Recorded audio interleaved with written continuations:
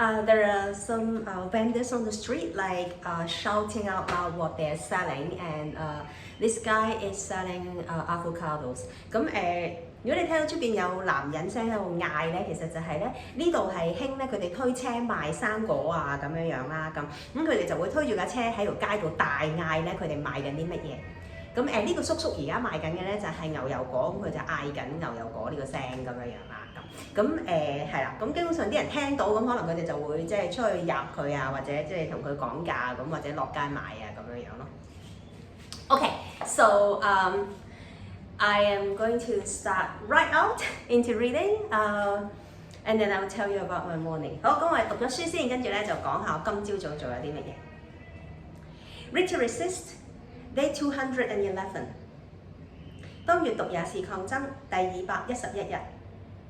A Concise History of Hong Kong by John Carroll. 香港簡史，從殖民地到特別行政區，著者高馬可，譯者林立偉。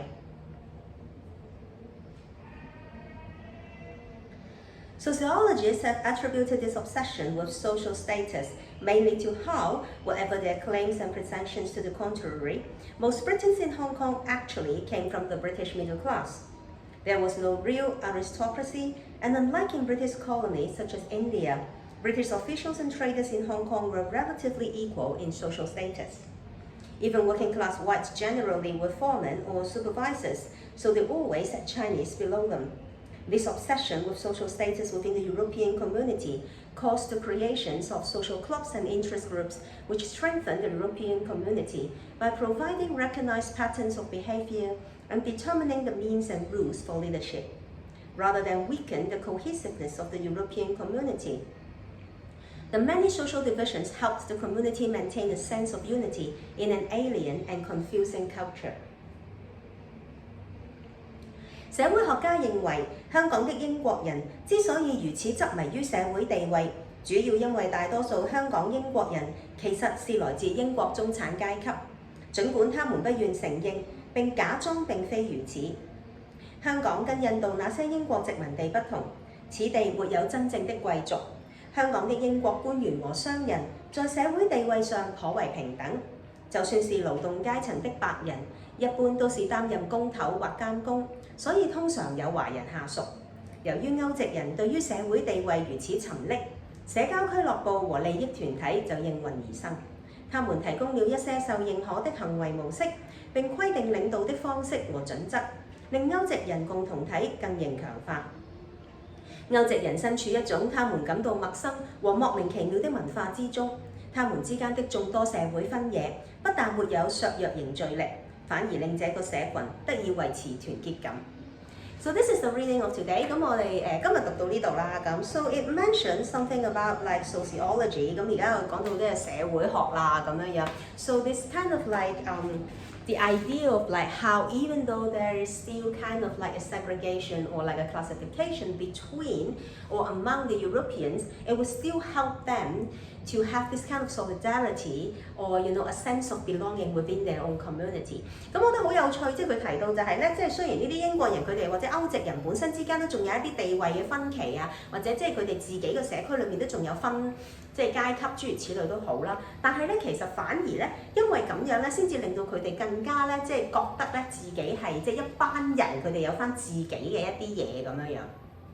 So it's really fascinating to see like how migrants come together in a foreign country, right? 咁我諗咧就即係令我諗起即係譬如其實係特別而家對於我哋香港人嚟講咧，即係喺外國嘅香港人點樣走埋一齊啊？又或者即係其他嘅新移民，其實佢哋喺一個新嘅地區，佢哋點樣去凝結啊，走翻埋一齊啊，凝聚啊，揾翻自己嗰個點啊，即係同鄉心理咁樣樣啦咁。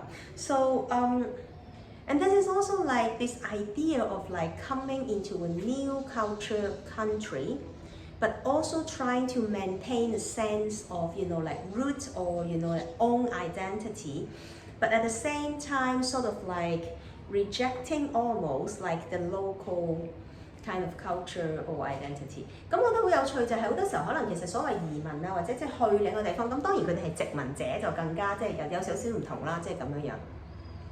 你去一個陌生嘅地方啦，然後你好似即係又會抗拒佢哋，然後都仲好想保留翻自己嘅一啲嘢咁樣樣。So like within this like 1 year and a half, I've read so many articles or posts by Hong Kongers who have traveled to or moved to or displaced to or fled to different countries, like mainly the United Kingdom. Even in the United Kingdom, there were different counties, different cities. 咁即係當然啦，近呢年半2年，即係睇到好多香港人可能即係佢哋走難去咗其他國家啦，即係可能特別多人可能係去咗英國啦，咁但係就算英國裏面都有好多唔同嘅城市，都有唔同嘅嘢啦咁樣樣。So like this idea, I have always heard like Hong Kongers would be saying how people are actually helping each other to get to know the local culture and try to assimilate as much as possible, so that we don't stick out as a sore thumb. 咁但係我覺得香港人嗰一種心態又有啲唔同嘅，即係我會見到好多手足，即係佢哋去咗外國之後，佢哋都會好努力去幫其他人，教其他人點樣融入當地嗰個文化、當地個社區，話俾大家知嗱，呢度咧人哋係咁樣做嘅，我哋要跟住做啦。人哋呢度係咁樣樣嘅，我哋即係大家要學啦，咁樣就唔好俾人哋覺得我哋即係同人哋與別不同啊，又或者即係侵佔咗人哋啲地方啊咁樣樣，或者空間啊咁。So, but then at the same time, of course, like Hong Kongers also organize our own kind of festival, our own kind of community activities, but mainly as well also as a tool to let local people to understand or know about our history and our situation, rather than to impose our culture, or rather than to, like it's not just simply it's not simply an act of like solidarity among Hong Kongers. 咁我覺得即係就算我哋有搞香港人節啊，或者即係搞電影啊、放映啊，好多時候我哋都會係仲係一個心態咧，係打國際線嚟嘅，即係我哋都係去話俾大家知，即係話俾當地人聽，其實我哋即係香港人點解要咁樣樣啊？點解我哋要嚟到呢度啊？即係其實而家發生咩事啊？咁個心態上少啲係圍爐嘅，即係當然都有啲圍爐嘅活動啦，但係即係去睇翻即係嗰個我哋嗰種心態，其實係真係同其他人有好多嘢係好唔一樣。即係其他國家佢哋去即係走難，或者佢哋去要去做呢一個嘅難民嘅呢一個呈請啊，或者係即係就算即係真係移民都好啦。我覺得呢一轉咧，我哋係有即係有一個好大嘅分別嘅咁樣樣咯。So like reading about this history， 咁然後即係而家讀到即係呢一個即係英國佬佢哋嚟到殖民我哋香港嘅時候呢個歷史咧，then of course like there's the colonizer and the refugee， like people being displaced kind of difference you can see that。咁當然你就會見到就係其實當然啦，佢係殖民者同我哋即係走難嘅人，即係被逼離鄉嘅人嘅分別亦都係好唔同啦咁樣樣。So yeah, and I have been thinking about myself. Like for example, right now I'm in Colombia and I'm learning the language. I'm learning Spanish. 咁譬如我咁樣啦，我而家嚟咗呢個地方叫哥倫比亞呢個國家啦。咁佢哋講西班牙文嘅，我學西班牙文啦。But at the same time, actually, like Spanish is also the colonial language of this country. 但係其實點解呢個國家講西班牙文？因為其實佢哋以前係西班牙殖民地咯。And the indigenous people sort of like a lot of kind of like indigenous languages have lost already. 咁然後即係好多佢哋原住民本身個語言其實都可能冇咗啦咁樣。There is this place called San Basilio Palenque。咁有一個地方即係叫 Palenque 啦咁樣。咁which is like the first town that was founded by freed slaves。咁就係即係喺呢一度就係第一個由即係得到自由嘅奴隸佢哋即係去即係建成嘅一個城鎮咁樣樣啦咁。I still haven't been there yet， 咁我仲未去嘅咁樣樣because I'm like kind of like picking the right tour or whatever。咁我又想揀個好啲嘅團啦 ，because it's not really cheap， like 佢又唔係一個平嘅團嚟，即係佢唔係一個平價團嚟嘅，都要即係都100蚊美金咁樣嘅咁。So I'm just kind of like doing more research on like the tour, but then I mean I'll definitely do it because it's going to help with local economy。咁但我一定會做嘅，因為佢係即係會幫到本地佢哋個經濟啦咁樣樣。And it's a very important culture, important history piece of this area as well as the country。咁亦都係即係呢一個地區同埋呢個國家一個好重要嘅一個歷史同埋文化嘅嗰個嘅承傳啊、見證啊咁樣樣，咁所以即係點都會做嘅咁。So I might not have time like this month though, like because I am due to leave this city next week。咁我未必夠時間即係呢一 round 喺呢一度嘅時候去到啦咁樣樣，因為我係會下一個星期就會離開呢個城市啦。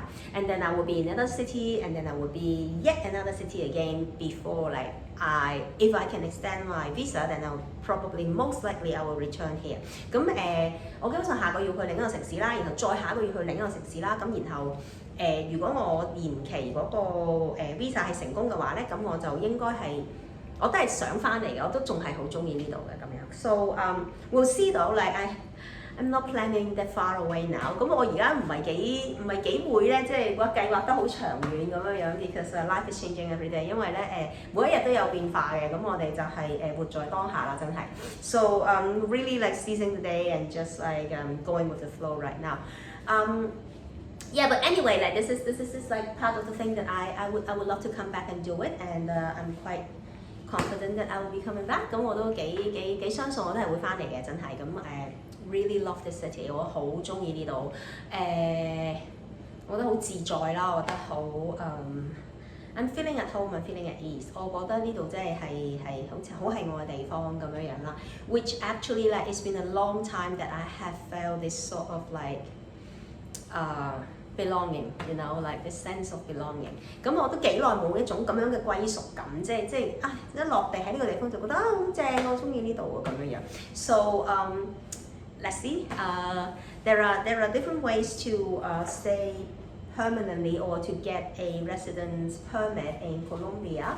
咁都有一啲方法可以即係長期留喺哥倫比亞，譬如攞居留證啊，或者係即係啦咁樣。But it requires more money than I can afford。但係佢需要嘅錢係多過我能夠係啦拎出嚟嘅錢啦，即係咁樣樣。But I mean。While at the meantime I can still be, you know, here like with my tourist visa。但係我其實而家都可以即係以遊客身份喺度留下嘅咁樣樣咯。So we'll see。咁我哋再睇啦。咁 it shouldn't be that difficult， 應該唔會好難嘅。咁and then like if really it comes to the point that I have to make some like major decision, then maybe I will make it。咁即係如果去到一個點，我覺得我真係可以。覺得我可以喺呢度即係做一個重大啲嘅決定啦，咁我咪即係再研究咯咁樣樣。But right now I think like it's best to just go with the flow and to just see as many places as possible。咁我覺得而家對我嚟講就係即係盡量都係唔好咁即係唔好咁落實地計劃啲乜嘢啊，即係純粹都係即係邊行邊走咁樣樣，就睇下點樣啦咁。沿途風光旖旎，咁我哋就睇多啲地方先咁樣樣咯。So this is it for today。咁今日嚟到呢度啦。Tonight, which is tomorrow in Hong Kong, and then it will be overnight for me。今晚啦，我嘅通宵啦，喺香港嘅聽日嘅下晝嘅時間啦，and would be like afternoon in Hong Kong tomorrow。Then my theatre playback group would be performing。咁我嘅一人一故事劇場，我哋嘅劇團咧就會有表演啦咁樣。咁所以I will most likely stay up overnight。咁我應該都會通宵達旦咁樣樣咧，就and then watch them online。咁我就會即係喺網上面睇住佢哋啦咁樣樣。So and tomorrow I don't know what yet, but most likely I will be just rest and chilling as well。I swam this morning。咁我今朝去咗游水啦，好開心啦。And I also study a little bit of my Spanish。咁我亦都有溫書啦，溫咗啲西班牙文一陣間啦，咁樣樣。So today is going to be chill and slow。I'll probably take a nap later on in the afternoon so that I can stay up all night。咁我晏啲會瞓晏覺啦，咁因為我今晚要通宵啦，咁樣樣。And going to grab a good coffee as well。咁我又要去落街揾杯正咖啡飲啦，咁樣。So see you again tomorrow。聽日再見，拜拜。